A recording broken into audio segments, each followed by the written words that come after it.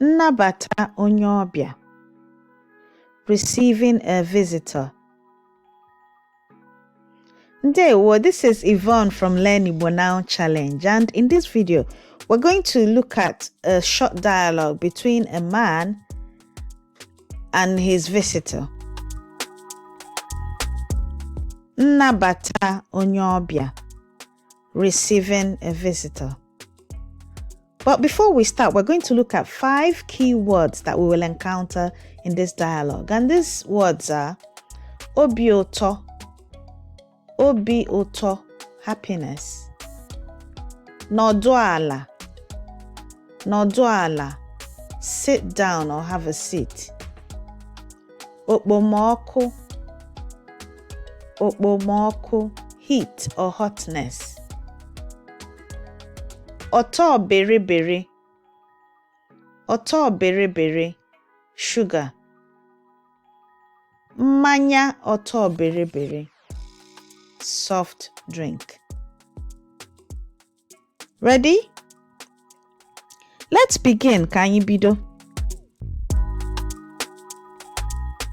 Nnọọ, bataba.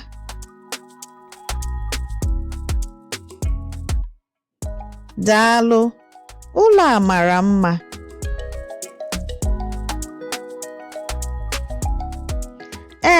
Ọ na-enye m nnukwu obi ụtọ.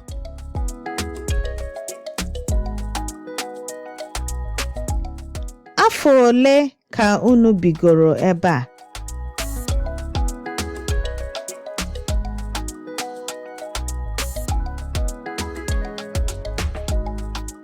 Afọ 4.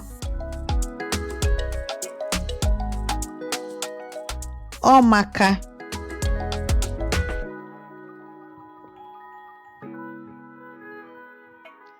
Daalụ rinne. Nọdụ ala ka m wetara gị ihe ị ga-aṅụ.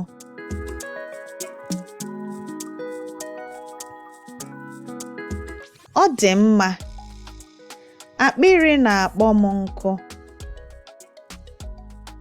Ị ma na ezigbote okpomọkụ dị n'ezi.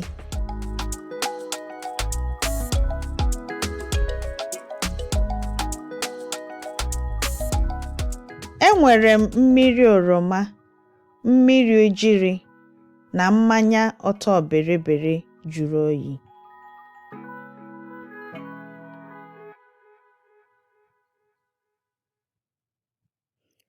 Mmiri oroma jụrụ oyi dị mma. Daalụ.